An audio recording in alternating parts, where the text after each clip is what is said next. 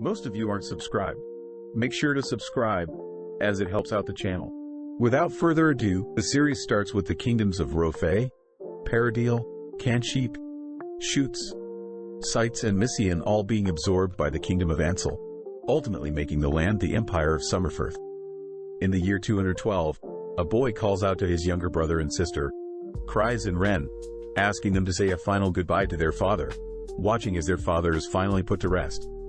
Revealed to be Lord Ars, Ars sheds a tear, all whilst placing a flower on the burial as a final goodbye, turning to face the crowd, only to declare that he'll be in charge of the Leuven house moving forward.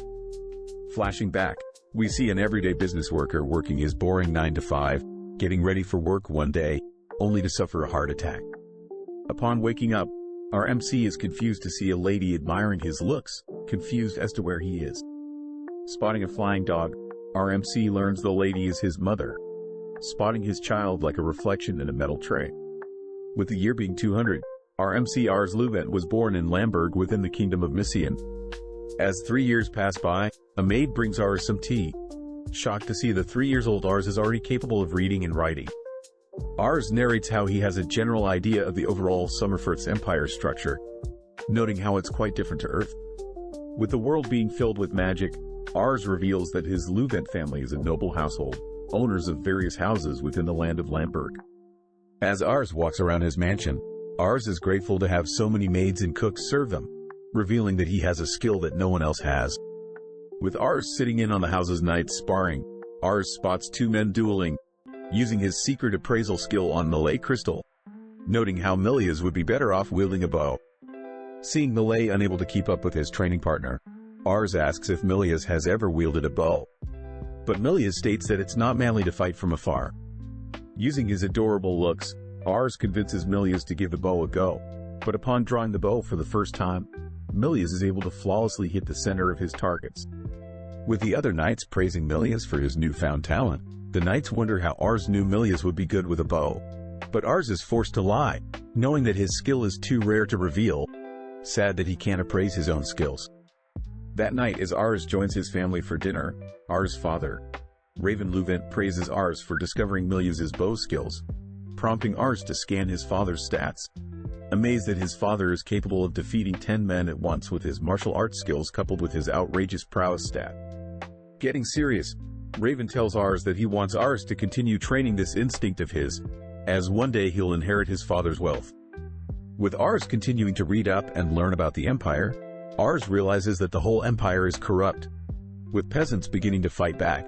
Luckily, nobles have been able to temporarily keep the peasants busy, but eventually the disorganized Empire will be overrun with war. Fearing the horrors of war, Ars knows that with his appraisal skill, he'll be able to help out the less fortunate, suddenly running off somewhere. As Ars heads through town, Ars is greeted by all the kind villagers, who Ars begins appraising, in hopes of finding someone talented. Sadly, after exhausting his skill, Ars' eyes begin to grow tired, sitting down to rest. Just then, a man is seen being thrown out of a store, deemed Malkans by the villagers, as they are people that swam across the sea to enter the Empire. Knowing that most Malkans end up becoming slaves, Ars gives the man a piece of bread, appraising the man's stats, shocked that Reitz Muses has no flaws in his stats. As Reitz thanks Ars for the food, Reitz attempts to leave, but Ars simply follows Reitz to a nearby alley, asking Reitz to become his retainer. Believing Ars is joking, Reitz is shocked to see Ars offer him such an important job. Reitz wonders how Ars knows so much about a person he's just met. With Ars dancing around the question, Reitz fears that he'll get Ars into trouble, attempting to leave once more, but Ars lures Reitz back in with the promise of rare and delicious meals. As Reitz sits at the same table as Ars is sad to see that the discrimination against Malkans runs deep, as the mansion's maids and chefs refuse to serve Reitz any pleasant meals. Annoyed, Ars moves closer to Reitz, ordering the maids and chefs to treat Reitz with respect, prompting Reitz to begin indulging in the delicious meals. Ars learns that Reitz originally belonged to a group of mercenaries, but sadly most of the members had passed away, and ever since then Reitz didn't have any luck finding any jobs.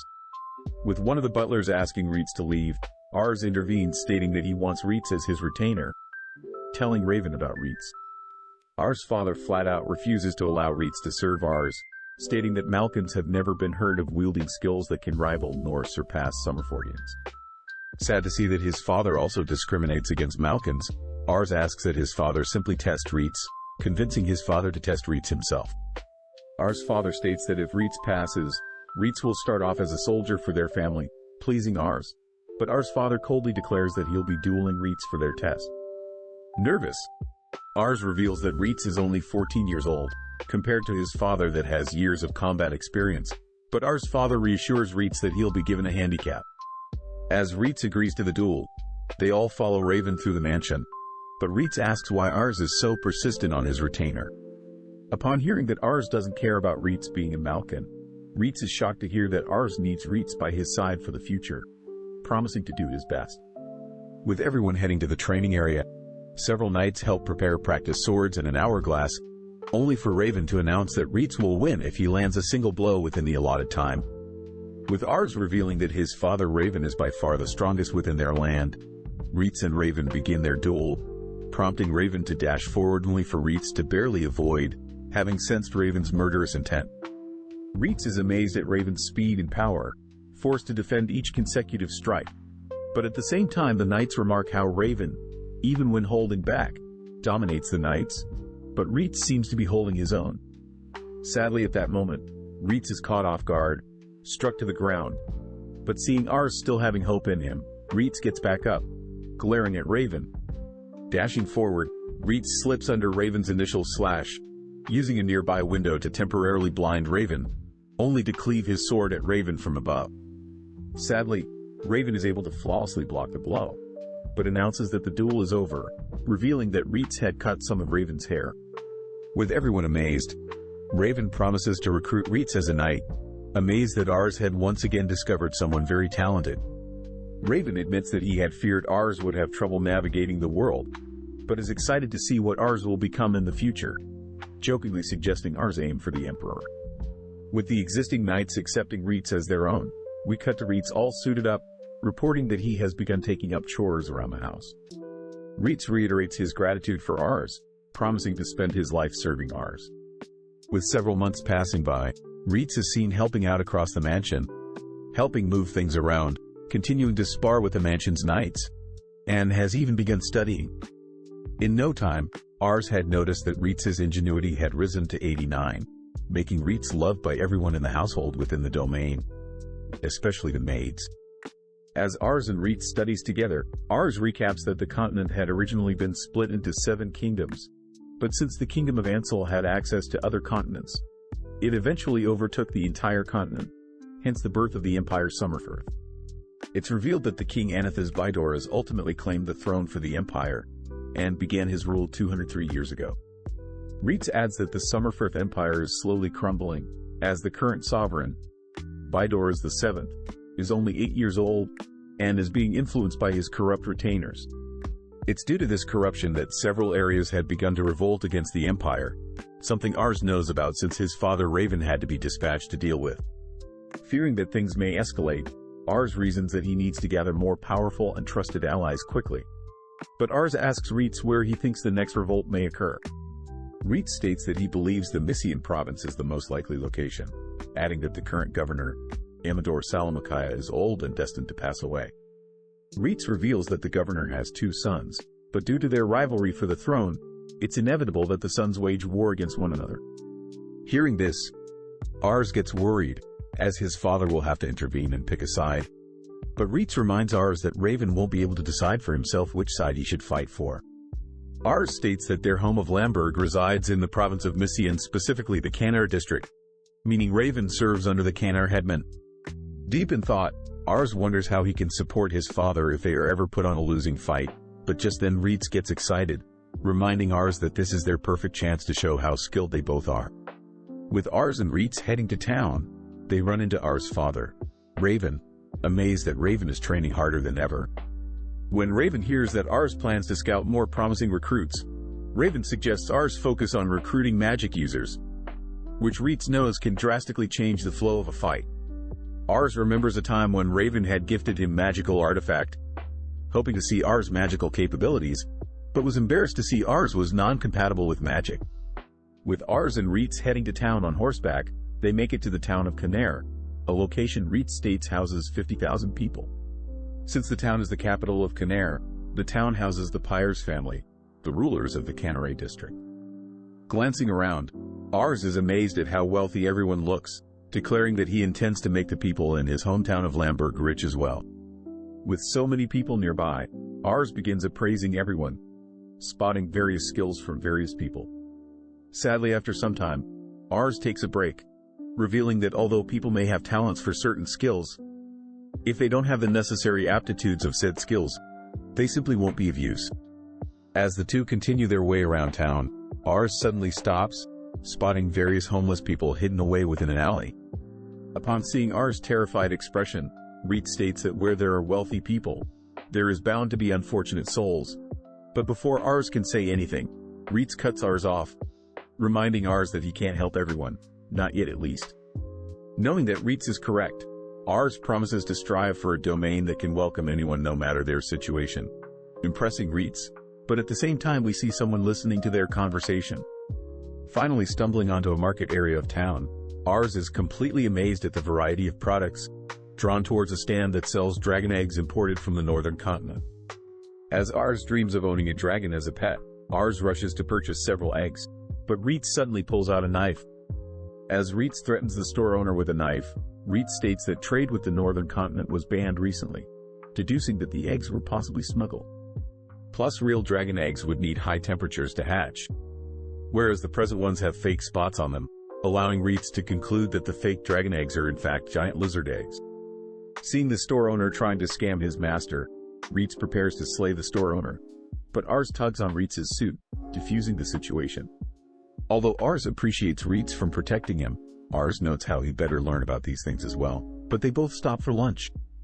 As Ars enjoys the variety of foods, he spots a candy store, rushing over to purchase some candy.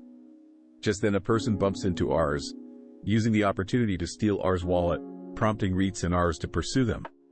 As the thief weaves through the crowd, REIT, who is carrying Ars, speeds up, managing to grab at the thief's clothes, revealing the thief to be a young disheveled girl. As the girl heads into an alley, REIT and Ars follow, only to spot the girl being cornered by some men who seemingly knock her to the ground. Annoyed, Ars calls out for the men to stop, prompting the men to attack Ars, but REIT nonchalantly intercepts the strike. Pissed, REIT dismantles the three men, scaring them off. Turning to the girl, Ars scans her stats, amazed that the girl is capable of becoming an S-rank mage, already having 65 points in leadership and 116 in prowess. Ars notes how the girl's prowess is on par with his father's, but her other stats are D-rank, meaning anything not involving magic would be a disadvantage for her. As REIT demands the girl return Ars' wallet, Ars butts in, asking if the girl would like to be his retainer, but the girl scoffs at the idea, shooting down Ars' offer. Ars states that he knows the girl has a talent for magic, but this weirds the girl out, having never used magic before. Ars reiterates that he has an eye for finding talented people, promising to give the girl a life of luxury compared to her current life, but this only annoys the girl. The girl berates Ars for looking down on her, stating that all nobles were simply lucky to be born into wealth, pissed that Ars is acting like a spoiled noble brat. Ars cries that with the girl's help, he can build a town that can house everyone, but hearing Ars' non-realistic dream, the girl calls out Ars for simply pretending to help out people for his own benefit. Having heard enough, REIT orders the girl to return Ars' wallet again, prompting the girl to do so. Spotting something around the girl's wrist, Ars asks who the men that attacked the girl were, learning that they work with slave traders and the girl had been captured and sold off as a slave. The girl reveals that she had managed to escape, blaming her beauty for the reason the men are hunting her down. But Ars is curious as to why the girl remains in town even after escaping. Just then several kids swarm the little girl, all crying out to Charlotte, prompting Charlotte to reveal that she can't leave these poor hungry orphans behind. Understanding the situation, Ars promises to leave Charlotte alone, but as a goodbye, Ars offers his wallet to Charlotte, who reluctantly accepts. That night, Ars stares out into the night sky, prompting REIT to reassure Ars that Ars means good and that there is nothing to feel guilty about. Ars admits that he definitely feels powerless and too inexperienced, but just then Ars spots the orphans searching for him, telling Ars that Charlotte had finally been captured. Flashing back, We cut somewhere at night in the town of Canare, following a young Charlotte grows spiteful of the rich due to her poor circumstance. Even when Charlotte sought help, she was just thrown aside, making her realize people saw her as nothing but trash. Back in the present, her captors toss Charlotte to the ground, beating her up and scolding her for making things so difficult. Seeing this, the boss reminds his gang to not touch Charlotte's face, reiterating that her perverted buyer wants Charlotte's face intact. Just then, one of the captors notices that Charlotte has dropped a fancy-looking wallet, but this aggravates Charlotte as she leaps to take back the wallet. Left wide open, Charlotte's head is slammed to the ground, but sadly the boss reminds Charlotte that her life is over, as she has nowhere to run to. As the boss begins making fun of Charlotte's pathetic life, we suddenly spot Reitz break through the nearest door, only to follow up by parrying and striking several of the captors down. Running in, Ars checks on Charlotte, immediately scanning the boss's stats, and demanding to know if the boss, Albert Carnier, is a slave trader. With Albert shocked that Ars knows his name, Albert deduces that Ars is a noble, grinning. Ars demands Albert release Charlotte, but Albert reminds Ars that Charlotte is a slave and can't simply be released. But when Charlotte asks Ars to stay out of her business, Ars reveals that Charlotte's eyes look empty. Ars states that Charlotte's ambition stat is at a 1, a stat that defines how much someone believes in themselves to grow. But seeing as Charlotte's is at 1, Ars get pissed, knowing that Charlotte has been living knowing she has no freedom to live. Hearing Ars's words, Charlotte narrates how she can't remember the last time she cried, stating that her life was decided from the day she was born, but in order to survive she needed to ignore her circumstances and steal. With Charlotte finally shedding tears of realization, Albert calls for the remainder of his men, having had enough of Ars interfering. Luckily, Reitz nonchalantly picks one of the men up from their neck, declaring that the men will die tonight. As the men begin surrounding Reitz darts back and forth, evading and slashing the men, but upon spotting several off to the side begin chatting fire spells, Reitz turns his attention to them. With Charlotte shocked at Reitz's abilities, Albert grows more annoyed, calling down his trump card. Marching down the stairs, Albert introduces an ex-military leader, who demands Albert get him more booze. With Charlotte frightened Reitz will lose, Ars scans the military leader's stats, only for Reitz to disappear, reappearing above the officer, following up by knocking out the military leader. With Albert completely defeated, he desperately reminds Ars that slave trading is legal in town, prompting Ars to offer to purchase Charlotte.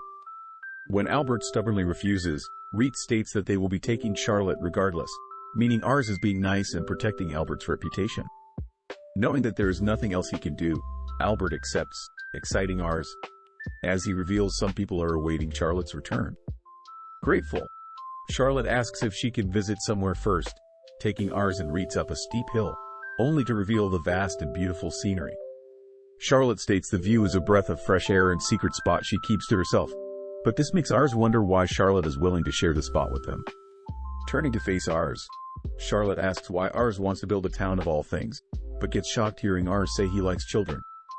Ars adds on by stating that a children's smile and dreams can reinvigorate any adult, and it's the children's dreams that will ultimately shape and make a better future. By making a town, Ars promises to protect the dreams and future of people less fortunate, declaring that people won't have to suffer like Charlotte.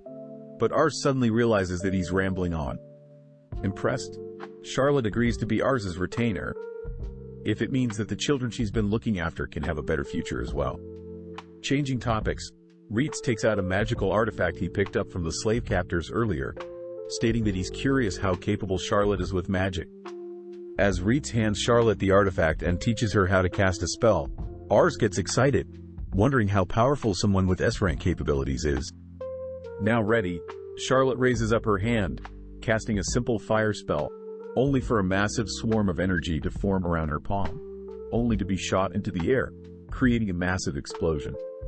Having drawn the attention of all the townsfolk, Charlotte's magical artifact is revealed to have been drained of energy, shattering.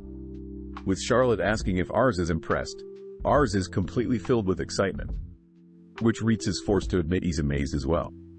Charlotte asks what she gets being Ars' retainer, but upon hearing that she'll get a place to stay, food to eat and a salary, she asks that Ars send all of her pay over to the children's, as she won't be able to take care of them. Completely grateful to Ars, Charlotte gets on one knee, promising to serve Ars for the rest of her life. Shocked at how serious Charlotte is, Ars asks Charlotte to be herself, signaling for Ars and Reitz to begin heading home. Remembering that she took Ars' money, Charlotte apologizes, but Ars tells Charlotte it was his decision, beginning to head down the mountain first.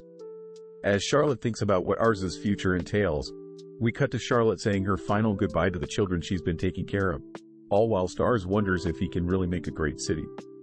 Knowing that he can only take it one step at a time, the three begin riding back, stopping to have a quick snack break where Reitz scolds Charlotte for eating so manically, but Charlotte could care less, taking a quick nap. Upon arriving back home, Raven refuses to accept Charlotte as Ars' retainer, but upon showing off her magic prowess, Raven changes his mind, immediately welcoming Charlotte as Ars' retainer. In the year of 206, Ars greets his father who has returned from helping solve land disputes in the neighboring province of Sites. Happy to see everyone is alright and Raven was victorious, Raven acknowledges that Charlotte was the star of the show, having grown so much in only 3 years. Having easily wiped out the enemies with her powerful magic, Charlotte ultimately gained the title of Leuven's Lady of Flames, and her increase in stats ultimately gave rise to a greater mage corps for their family's army. Just then, Ars' mother greets Raven, showing Ars' new twin siblings, Kreese and Ren, to Raven. As Raven admires Kreese and Ren, Ars notes how his siblings will be vital to him in the future, but just then Reitz informs Ars that there may be more talented hunter candidates Ars can recruit. As Ars and Reitz prepare their horse Macaroni to visit the hunters outside of town, they both notice Charlotte peeping on them, but when Ars tells Charlotte that they are searching for more skilled people, Charlotte offers to join their search. As the three ride the same horse, Ars feels quite cramped, all whilst Charlotte complains about their slow pace, but Reitz says it's Charlotte weighing everyone down for not being to ride a horse of her own. Snapping back, Charlotte points out her weight and Ars combined still isn't as heavy as Reitz, asking Reitz to get off and run behind them. Scolding Charlotte for suggesting such things, they both begin arguing who's closer to Ars, but out of nowhere a boar runs across their path, only for a stray arrow to appear, instantly slaying the boar. As two hunters approach the boar, they nonchalantly talk about their number of hunts each, but they suddenly spot Ars and his party, running over to see if everyone is okay. Scanning their stats, Ars is amazed to see the hunters have prowess of 67 and 65, with the older brother Grottos having a rank potential for infantry whereas the younger brother Marcus has a rank potential for archery. As the brothers take everyone back home, they are shocked to be served such delectable food, apologizing for barging in on their home. As Charlotte begins digging in, Reitz asks does Charlotte learn some table manners, but getting down to topic, the brother's father asks what Ars is doing here. Ars reveals that he would like to recruit Marcus and Grottos for their family's armies, exciting the three men, as their family will get the honor to fight for their country. The father compliments Ars' mature attitude, revealing that his youngest son Rosal isn't as mature as Ars. Curious as to who this Rosal is, a tiny hand suddenly reaches for some bread, quickly retreating back into his room, but suddenly his father calls out for Rosal to properly greet Ars. As Rosal struggles to muster out some words, Ars notes the low stats, but upon seeing that Rosal has the potential to grow his ingenuity stat to 109, Ars chokes on his beverage, knowing that no one would be able to boast a higher stat. Since Rosal is still young, it makes sense for Rosal to have such underdeveloped stats, but knowing that he needs Rosal, Ars asks if Rosal would like to be his retainer. Shocked at the suggestion, Rosal begins fearing what Ars and the others will have him do. Rosal cries that he doesn't want to leave, locking himself in his room. The father apologizes for Rosal's behavior, revealing that Rosal's mother passed away 2 years ago, believing it to be the cause of Rosal being so underdeveloped. As normal hunters his age would be chopping down wood and training with a bow. When Rosal's father says he doesn't want Rosal to fight like the other two brothers, Ars corrects the father, stating that Rosal will be trained as a strategist, something Rosal's father isn't so opposed to. As Ars enters Rosal's room, Ars apologizes for scaring Rosal earlier, asking if Rosal likes to read books. When Ars learns that Rosal is reading the only book his mother used to read for him, Ars feels sad for Rosal, seeing Rosal admit that he's aware he isn't as talented as others. But taking this opportunity, Ars offers Rosal to visit his home's library, promising that nothing will happen to Rosal. Hearing such a tempting offer, Rosal accepts, but as Ars gets closer, Rosal states that he wants his brothers to come along as well. As everyone enters through R's mansion, Rosal is frightened of the mansion's dog, but R states that Charlotte will show the two older brothers around, revealing that Charlotte is the leader of their mage corps. With the brothers excitedly following Charlotte, Ars and Reitz shows Rosal their library, a place that holds every book in Messian. Since Ars is busy, Ars leaves Reitz to look over Rosal, cutting to later that afternoon, where Ars rushes to check up on Rosal. Upon entering, Ars fears that Rosal left, but is surprised to learn Rosal is fast asleep, having knocked himself out from reading too much. Reitz states that Rosal was able to grasp concepts and words instantly, leading Ars to check Rosal's ingenuity stat, shocked to see his level is rising so quickly. Just then Marcus and Grottos return to pick Rosal up, adoring Rosal who is fast asleep, only to reveal that Rosal never learned how to read, as their mother used to read to Rosal. As Rosal wakes up, Ars asks how Rosal learned how to read, only for Rosal to reveal that he had matched his mother's voice with the words in the book she read, ultimately learning to read. Rosal also mentions that he can remember most things from when he was born, shocking everyone. That night, Ars wonders how they can convince Rosal to fight with his brain, cutting to the next morning where Ars asks for Rosal to capture a boar with traps instead of a bow and arrow. When the brothers wonder if such smart creatures can be trapped, but with some encouragement from Ars and his older brothers, Rosal promises to create a trap and impress his father. Unveiling several boars trapped, Rosal shyly mentions how he didn't want his father to be forced to hunt alone when the two older brothers left. So Rosal made use of the boar's tendency to charge at yellow objects, ultimately leading the boars to funnel into wooden cages. Not only did Rosal think about his father's future, Rosal also strung up herbs to deter mother boar and child boars from being trapped, even opening a small hole for the babies to escape if they get trapped. Rosal states that in order to keep the boars abundant, they would leave the mother and child boars alone, shocking their father as Rosal had foresaw and factored in everything. Without saying another word, Rosal's father orders Marcus and Grottos to take Rosal with them when they leave the next day, heading off without saying anything else. Breaking down, Rosal realizes that he may have done too much, heading home that night, only to stare out into the moon, reminding himself that his mother passed shortly after he was born. As Rosal blames himself for his mother's passing, Rosal suddenly overhears Marcus and Grottos chatting with their father on the roof. As the boys toast to the anniversary of their mother's passing, the older brothers wonder why their father was so cold to Rosal, but their father states that he failed to recognize Rosal for his talents. Rosal's father states that he doesn't blame Rosal for hating him, as that is what the father must do to atone for failing to raise Rosal, prompting everyone to begin shedding tears. The next day Ars arrives to pick up Marcus and Grottos, shocked to see Rosal will be joining them, coldly walking past his father. Before Rosal and the boys set off, Rosal turns to his father who has begun chopping wood, crying that he could never hate his own father, promising to grow and make his father proud. As his father cries tears of joy, Marcus and Grottos thank Ars for giving them a chance for a brighter future, prompting all three boys to promise to serve Ars diligently. With Raven reaching the age of 36 and Ars turning 9 years old, Raven has become sick more often, prompting Ars to offer to take over his father's duties, but Raven refuses. 1 year ago, the ruler of Messian had passed away, leaving everything to his younger son, Vasmark. But the older son Corin refused to accept such a fact. Corin was well known to be inferior than Vasmark, but since Corin had made a name for himself, the province of Messian was ultimately torn between the older and younger son, and to make things worse the neighboring province of Sites has begun to invade Messian. As Ars racks his brain to figure out a solution, we see several carriages passing through a forest, even through all the lightning storms. Seeing Ars conflicted, Raven tells Ars not to worry about the war and instead to worry about his future engagement, something Ars was not aware about. Rushing to the others, Ars tells them about his engagement news, but Charlotte simply teases Ars for not marrying her first. As Ars gets more annoyed, he suddenly learns that his fiancée is here to visit him, forced to greet his future wife. As the carriage door opens, Ars stiffens up, having never had a girlfriend before, but as his fiancée unveils her hood, she introduces herself as Licia Plyde. Scanning her stats, Ars notes how pretty Licia is, but is shocked to see Licia has a diplomacy capacity of 100 and ambition of 80. Ars realizes that Licia is definitely cunning, wondering if Licia is planning something. Confused as to why Ars isn't saying anything, Licia gets curious, but is relieved believing Ars is simply infatuated with her beauty.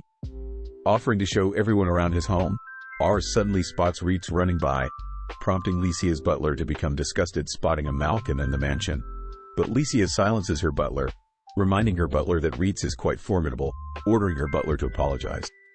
With Ars shocked to see Licia standing up for Reitz, Ars continues to show her around the house, amazed that Licia is so comfortable speaking with all the maids and people in the mansion. As everyone sits down for a meal, Licia compliments the meat she has been served, getting Ars to reveal that the meat is from some boars they trapped, but Licia takes the chance to tease Ars for having sauce on his face. Ars remarks that Licia is a little too perfect, but upon hearing Licia compliment his hometown of Lamberg, Ars offers to show her around the next time it stops raining. As Licia smirks, Ars suddenly spots the rain stopping, shocked to learn that Licia had watched the clouds as they were traveling and deduced that it would only rain for a little bit. At the same time, Charlotte and Rosal eavesdrop on their conversation, with Rosal sensing something off about Licia, something Charlotte agrees with as she gets jealous seeing Licia so close with Ars. As Licia and Ars walk through town, Ars greets the townsfolk, introducing them to his future wife, but suddenly spots two men arguing. Running to see the commotion, only to learn that one of the customers had ordered flame magistone, but the shopkeeper instead sold the customer sound magistone.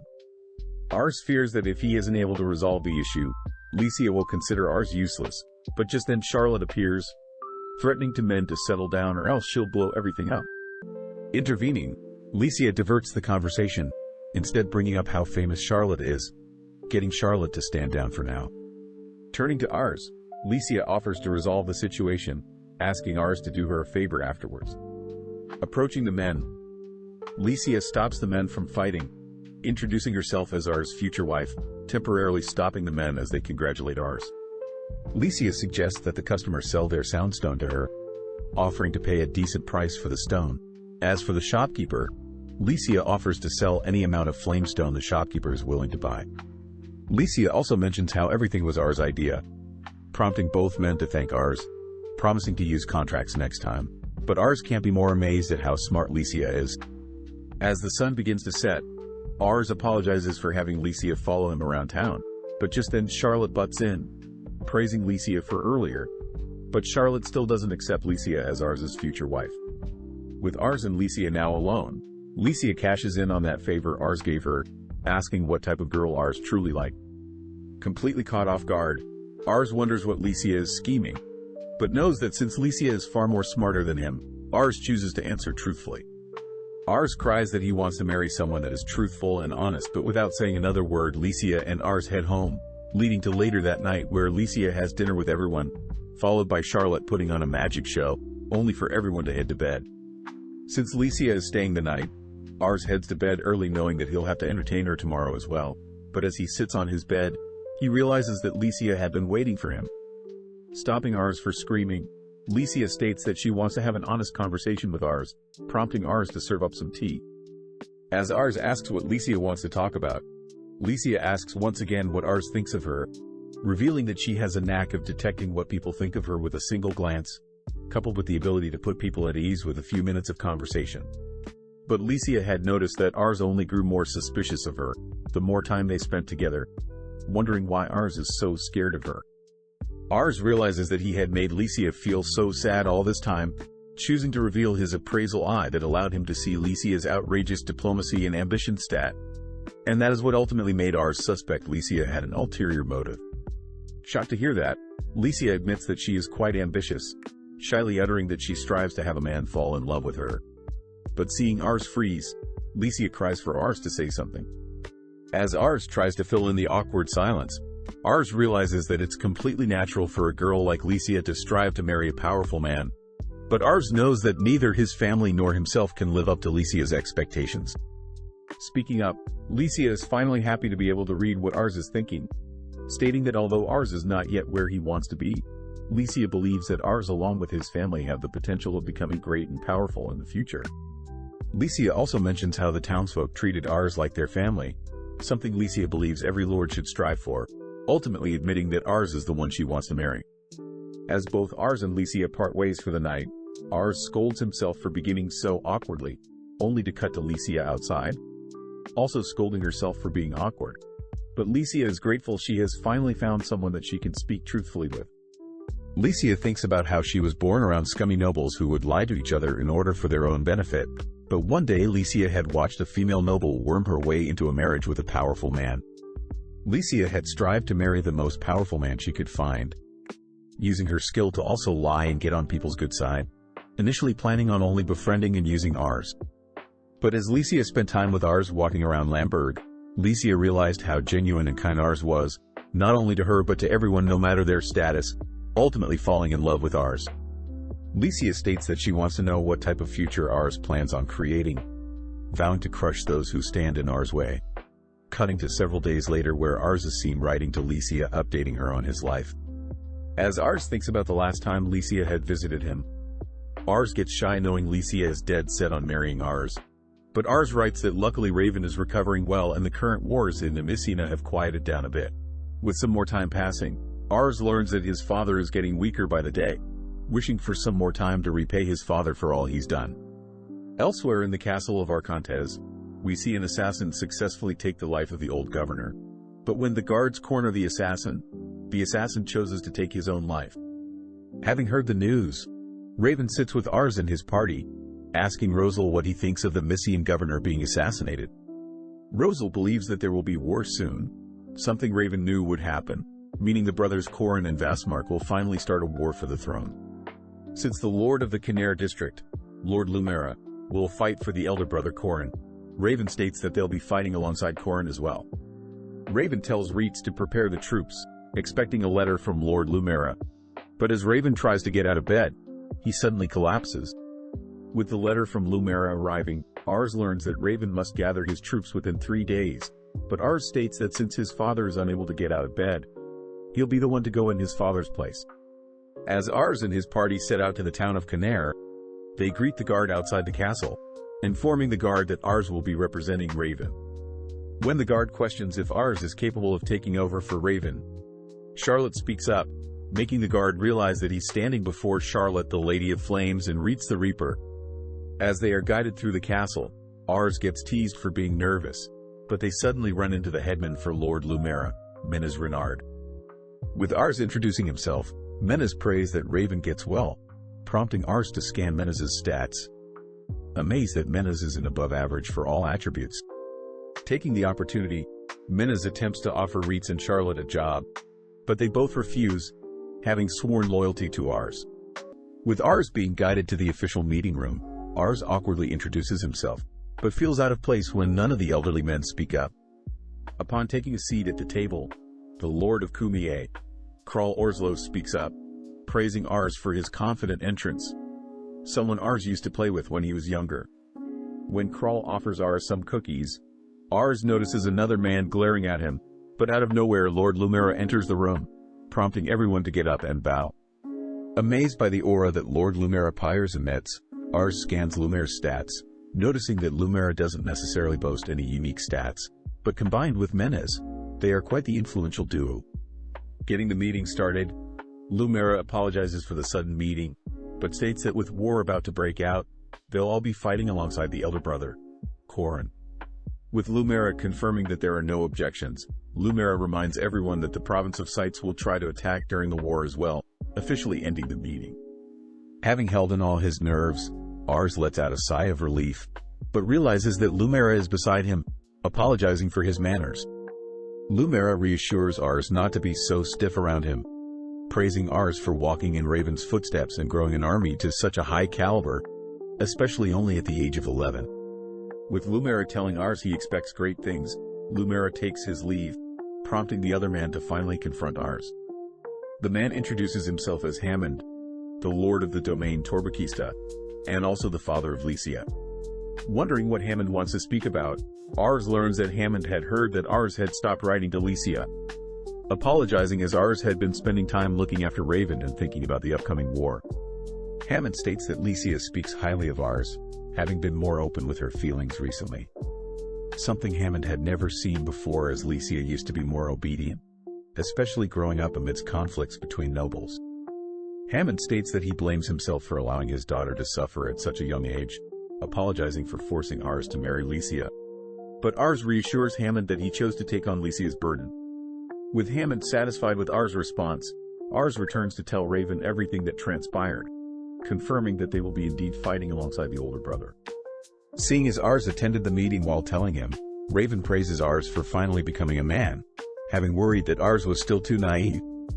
Finally sitting down and writing a letter to Lycia, Ars catches Lycia up on everything that is occurring, talking about how he met Hammond, along with the unfolding war, but Ars ultimately promises to win the war to impress Lycia.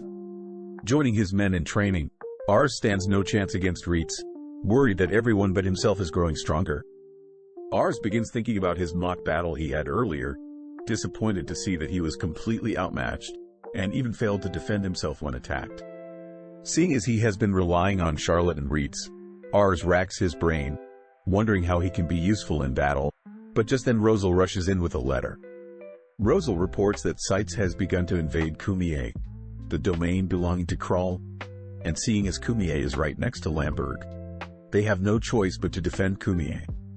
Knowing that Raven can't lead their army, Ars steals his resolve, declaring that they'll depart immediately, ordering Reitz to gather the troops. With Reitz promising to look after Ars, Ars declares that he'll be leading the army, but out of nowhere Raven appears. With Ars worried that his father is too unwell to fight, Raven states that Ars is still too young to fight, ordering Reitz to stand down when he tries to persuade Raven against going to war in his condition. When Ars tries to reassure Raven that he'll be safe with Charlotte and Reitz by his side, Raven reveals that Ars's face does not resemble a warrior just yet, confusing Ars. To make things clear, Raven orders Guller to retrieve one of the men they've imprisoned, having Baramorda the criminal kneel before everyone. Raven reveals that Baramorda had committed every crime under the sun, stating that they'll now execute the criminal, but tasks Ars with keeping his composure if Ars wants to be acknowledged as a man by Raven. Seeing Baramorda being placed in position for an execution, Ars helplessly listens as Baramorda begins listing off his fantasies, only for Raven to give the signal to execute the criminal. As Ars lays witness to the criminal's head being severed, Ars can't help but turn away, collapsing onto his knees. But this shows to Raven that Ars is still not ready for the horrors of war. As it begins to rain, Raven begins heading out with his army, ordering Ars's party to follow as well, leaving Ars by himself, crying out that he is still too weak. Cutting to the battlefield, Reitz rides beside Raven, all whilst Rosal gives orders and Charlotte decimates the battlefield with her magic. As Raven begins coughing up blood from the 1-month dispute, it's reported that Raven's army was able to defeat an army double their size, but unfortunately as Raven returns home, he's seen very weak, arriving 4 days after Ars' 12th birthday. With Ars' family rushing to check on Raven, Ars welcomes the others home, shocking everyone as Ars has been training whilst everyone was gone. Ars asks about his father's conditions, disappointed that he had forced his father to push his already sick body. But his party reassures Ars that it was Raven's duty to take over. As Ars leaves to train some more, Charlotte reveals that she had heard Ars has been non-stop training, something that stresses Ars' party out. But out of nowhere Lycia visits, apologizing for the sudden visit. Lycia states that she's been worried about Ars, having kept in touch with Ars through their letters, but Lycia admits that she feels more distant from Ars as his written letters feel very cold. Seeing as Lycia is distraught, Reitz reasons he should tell Lycia about how Raven had tested Ars' manhood, ultimately left behind when Ars failed to face the horrors of taking another human's life. Lycia apologizes for not even being able to help, demanding to speak with Ars herself, guided towards the training area of the mansion. Upon entering, Lycia is relieved to see Ars focused with training, but when Ars collapses, Lycia admires Ars for forcing himself back onto his feet, even though Ars is completely exhausted. With Lycia leaving Ars to train, she tells everyone that she'll let Ars grow for now, but suddenly a maid rushes to inform everyone that Raven is awake, but Raven wishes to speak with Ars' party privately. As Rosal, Reitz and Charlotte stand before Raven, Raven apologizes for passing out after the war, shocking the three as Raven is too casual with them. Raven states that he wants to get to know the three better, asking what each of them feel living their new lives, prompting all three to state that they would like to continue living the life they have now. Happy to hear that, Raven reveals that he knows he is not long for this world, thanking the three for changing his worldview, as he had never thought a Malkin, a woman and a child would end up being the pillars of his domain. Getting serious, Raven states that he knows forcing Ars to rule over his domain is a selfish act, admitting that he wished he would have trained Ars more seriously. But now that he has no time left, Raven begs the three to please continue supporting and guiding Ars. As Raven makes this request as a father, Raven begins shedding tears, knowing that he can't look over Ars any longer. Reciprocating Raven's feelings, Rosal states that Ars is the person that ultimately brought his family together and gave him confidence. Charlotte adds that Ars is the person that gave her hope for the future, and Reitz declares that Ars believed in him when no one else will. With Raven satisfied to hear that all three swear complete loyalty to Ars, the three bow their heads, thanking Raven for accepting them. But Reitz asks for a favor. Having waited outside, Licia requests to speak with Raven privately, formally introducing herself, only to learn that Raven and herself have met before. Raven reveals that when he first met Licia, he noticed that Licia was more mature than most kids her age, even going as far as to treat everyone equally, someone Raven wanted by Ars' side. Raven reminds Licia that Ars isn't a perfect human, but Licia cries that Ars is trying as hard as he can to become like Raven, something Raven can't help but smile at, happy to see that Licia has indeed fallen in love with Ars. With Licia leaving Raven's room, she tells the others that Raven wishes to speak with Ars, but first thanks Reitz for being so kind to her. As everyone goes on ahead, Reitz slowly reminisces on the fond times with Raven, crying out in agony at the horrible situation. As Ars rushes to greet his father, Ars reports that he's been studying to find a cure for Raven's sickness, but Raven states that Ars truly has grown. Raven reveals that he was Ars' age when he became a warrior, having grown up in a farming village in the Messina province, under the rule of a corrupt tyrant.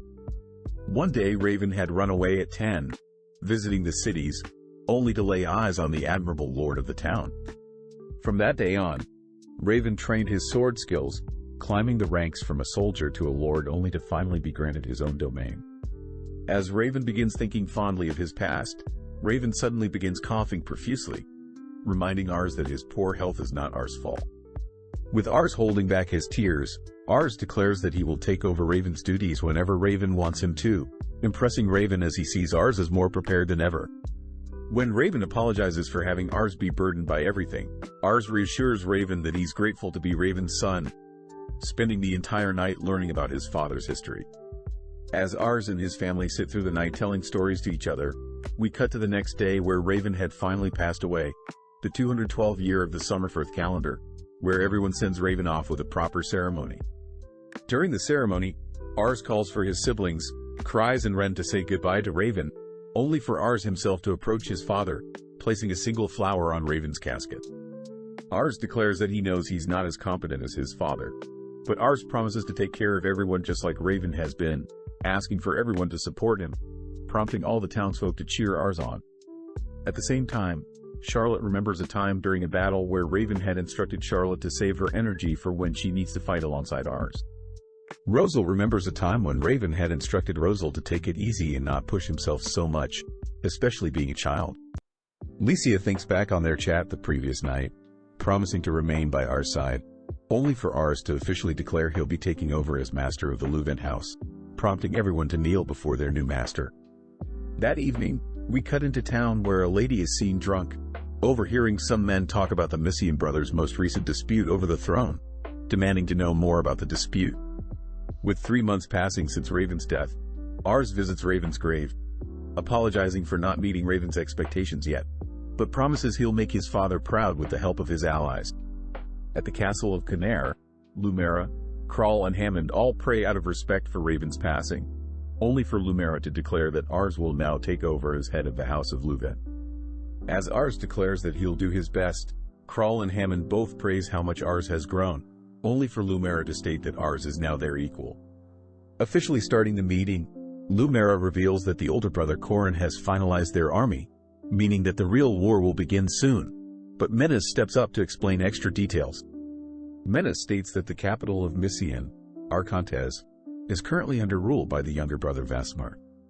Menas adds that although Vasmark currently has a bigger army than their forces, Corin still controls the trading city of Semplar, meaning that the brothers are still overall even. Menas states that both brothers will be trying to convince neighboring districts to join their side, noting how Paraina, the district to the west, refuses to choose either side. Menace reveals that Pereina holds the shortest route they could use to attack REINCARNATES, meaning it is a must for Lumera and the others to convince Pereina to side with them. Lumera says he's tried to convince Pereina before, stating that he plans to subjugate the district, but not wanting to resort to violence straight away. Ars asks for permission to try their own tactics at convincing Pereina. Cutting to several days ago, Ars and his party are seen analyzing the upcoming war, but Rosal points out how suspicious it is for the Pereina to remain where they are, even though Pereina knows they are quite vulnerable to invasions. Rosal advises Ars to check out the situation in Pereina first before they mindlessly march into enemy territory, prompting Reitz to suggest they hire mercenaries by the name of Shadows, a group of talented information gatherers. Ars mentions how Pereina seems suspicious to have rejected siding either side, even though they can be invaded at any time, convincing Lumera to give Ars some time to figure out what is happening. As the gang head through town exhausted, they run into the orphans Charlotte had been taking care of, amazed that they've grown so much. With Ars greeting the ladies that own the orphanage, Ars reveals that he had instructed the ladies to take in as many orphans out on the street as possible. Satisfied to see the orphans are growing up well, Charlotte asks her kids what they'll be doing when they grow up, amused to hear one wants to join Lumera's army. One wants to work as a maid in the Canary Castle. One wants to work in a bakery and one wants to work on a farm in Lamberg. When the kids thank Ars for giving them a home, Ars reveals that Charlotte donates her salary to the kids every time, making Charlotte proud seeing that orphans now have a home to grow up in. Charlotte admits it was the right call to leave the kids in town, seeing as the capital has far more opportunities than if Charlotte housed the kids in Lamberg. Out of nowhere, Licia appears, having been visiting the castle of Canare, but having heard that Ars was in town, Licia came to visit Ars. Ars thanks Licia for coming, but notes how he's not mentally ready to speak with her yet, but Licia admires Ars for creating a home for the less fortunate orphans. Out of nowhere, an orphan rushes to hug Licia, accidentally dirtying her dress. But when Ars apologizes for causing Licia so much issues, Licia surprisingly removes her boots, chasing and playing with the kids, something Ars admires about Licia. As the gang stay the night at the orphanage, Licia asks what Ars has planned, learning that Reitz has managed to get in touch with Shadow, and Ars plans to negotiate with them tomorrow. Interested, Licia asks if she can accompany Ars tomorrow, shocking Ars as he fears Licia will get hurt, but Licia manages to convince Ars to let her join them. When Ars promises to pick Licia up the next day, Licia reveals that she'll be staying with Ars at the orphanage, scaring Ars, as Licia wants to share a bed with Ars, but this manages to wake Charlotte up, annoyed at how close Licia is getting with Ars. As Reitz rushes to report something to Ars, Reitz is shocked to see Charlotte and Licia fighting over Ars, but when Rosal tries to leave them alone, Rosal gets dragged into sharing a bed with the three, all whilst Reitz manages to escape. As the girls greet Ars the next morning, Ars and Rosal note how they failed to get any sleep. But suddenly Reitz notifies Ars that he's received a message from Shadow. With Ars and his party thanking the orphanage for the hospitality, they part way with the kids, all spotting Charlotte proud of what she's helped build. Ars asks where they'll be meeting with Shadow, learning that their meeting point is outside of town in a bar, impressing Ars as Reitz had managed to make contact with them. Reitz reveals that his old mercenary group used to do work with Shadow, as Reitz's group specialized in frontline combat whereas Shadow focused on recon work. Hearing that Shadow also partakes in intelligence, espionage and assassinations, Ars gets terrified. But Reitz is more worried about Shadow's leader, having heard the leader was replaced by a younger bloke. Ars learns that the younger person has made Shadow the greatest they've ever been before, interesting Ars and Licia. But Reitz states that Shadow only takes jobs that interest them and money isn't the only factor. With the gang entering the bar, several female workers immediately swarm Ars, adoring how cute Ars is. But this annoys Charlotte and Licia. At the same time, an employee refuses to serve Ars and his party, stating that they're full at the moment, but Reitz rebuttals with a code phrase, prompting the employee to assign Ars and his party a table in the back. As the gang sit down, they all notice other customers glaring at them, but they decide to ignore everyone and order some food while they wait for Shadow to arrive. Beginning to scan the surrounding customers, Ars deduces that Shadow might be hiding amongst the crowd. But when Ars goes to order something from one of the waitresses, Ars suddenly freezes. Having scanned the waitress's stats, Ars apologizes, choosing to order some juice, only to head to the bathroom. But Licia knows Ars is acting strange. Calming himself down, Ars checks to see if his appraisal skill is working, but wonders why his eye assessed the waitress as having a prowess of 92, an ingenuity of 90, and is in fact a 22-year-old man. Out of nowhere, the waitress drags Ars into a nearby room with a knife, demanding to know how Ars knows he's the leader of Shadow. Luckily, Reitz arrives, disarming and freeing Ars only to threaten the leader for attempting to harm Ars. The leader praises Ars for calling in backup, but Ars notes how he didn't, revealed to be Licia, who asked Reitz to save Ars. Stepping up, Licia shames the leader for trying to harm Ars, suggesting that the leader help them out, but the leader refuses, wondering why he simply can't just kill everyone here and flee.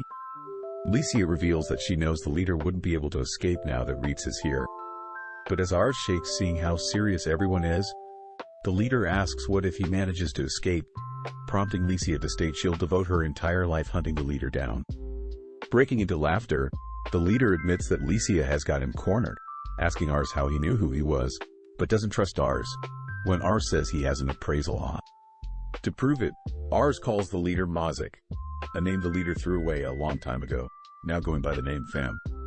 Now convinced of Ars' skill, Fam agrees to take on any job Ars has to offer, stating that he knows Ars is quite interesting based on how much Reitz and Licia respect Ars.